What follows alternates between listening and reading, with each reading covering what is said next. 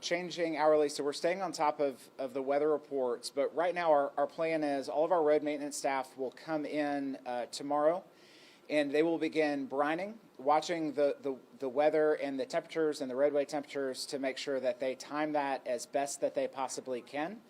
And as the weather turns and that turns into ice, they will begin treating that with a salt gravel mix throughout the night, and they will be working 24 hours starting tomorrow until the weather breaks and the roads are fully cleared.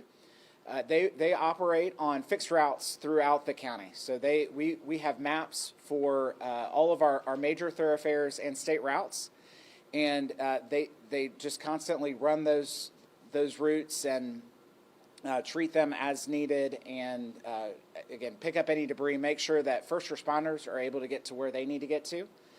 Additionally, as work requests come in from 911 and the after hours water system reporting system, they're able to respond and dispatch from this.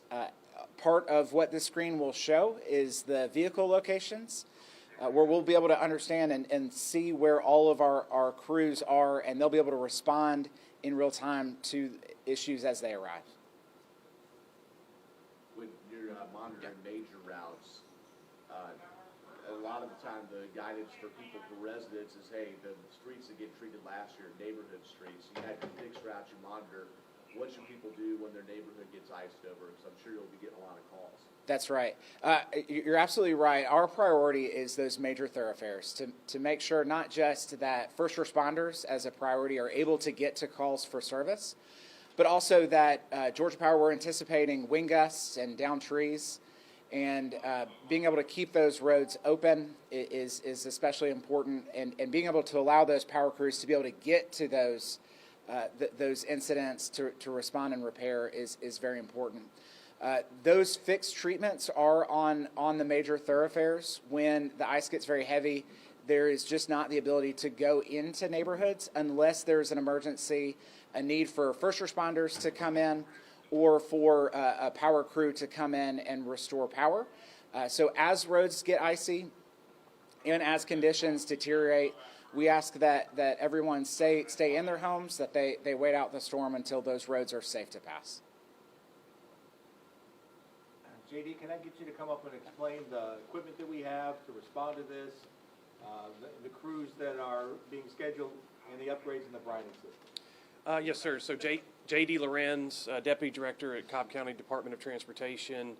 Our road maintenance crews have several pieces of equipment that we've been working on all week to prepare for this storm. There's 6 brine units that will be used on the routes that Drew spoke of. To the brine unit specifically, we recently upgraded our brine unit, where we were able to make about 3,500 gallons an hour, and now we can make about 10,000 gallons an hour. And that's really in just anticipation of these types of ice storms that may come, so that we can make sure that we're out there and effective with our equipment and our larger pieces of equipment that handle the salt and the sand. We have 11 of those trucks that have been prepared to be on those major thoroughfare routes. Can you tick off some of the numbers? How many miles of streets do you cover? How many trucks do you have? How many tons of whatever do you have, and stuff like that? Sure. So we have the 6. They hold about 11 tons of sand and salt and gravel per truck.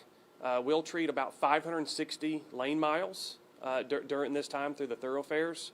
Now, granted, there are 2,500 lane miles, a little over 2,500 lane miles in Cobb County. So to the point of asking people to stay off of the local roads, stay home.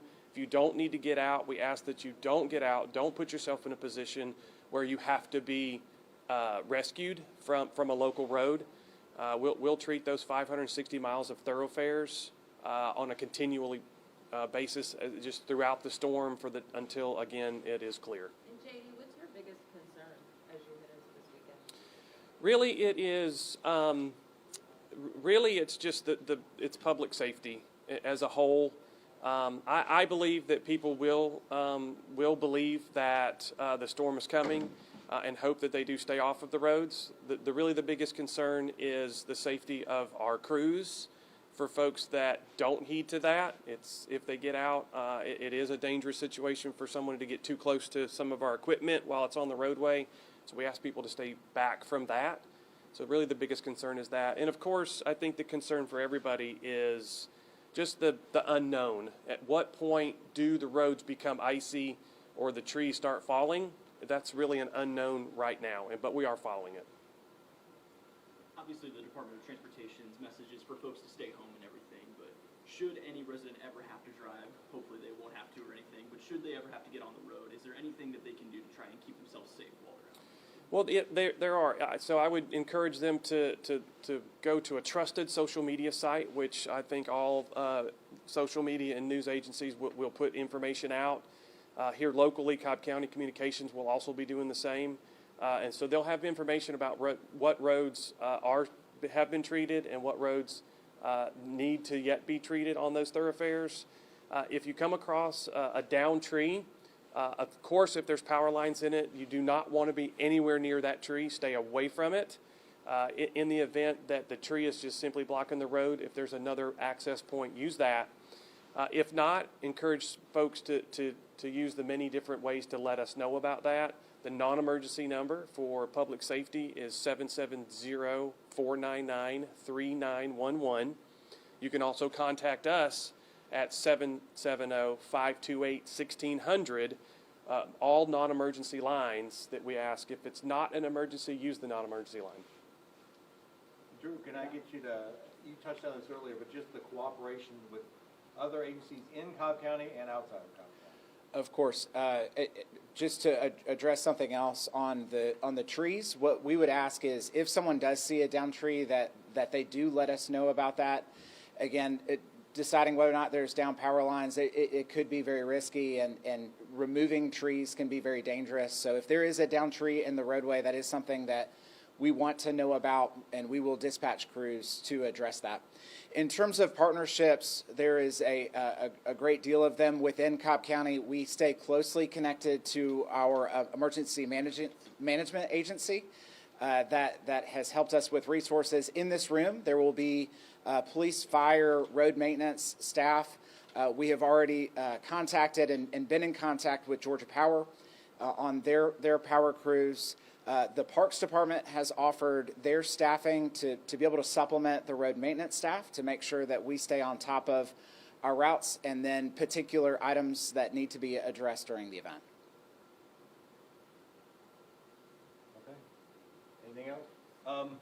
We're going to have information on closures for the county government and libraries and stuff like that coming up midday today, and we'll post that on our social media and on our webpage as well. And you can just, as the weekend goes by, just stay in touch with us. All right, and then we take them out back? Yeah, we can. Okay. I'll show you some stuff out there. Stay up to date on your latest weather from the largest team of meteorologists in the Southeast. Download the First Alert Weather app for hour-by-hour forecasts and join us every weekday on ANF+. You can also text WEATHER to the number on your screen, and we'll send a link directly to your cell phone.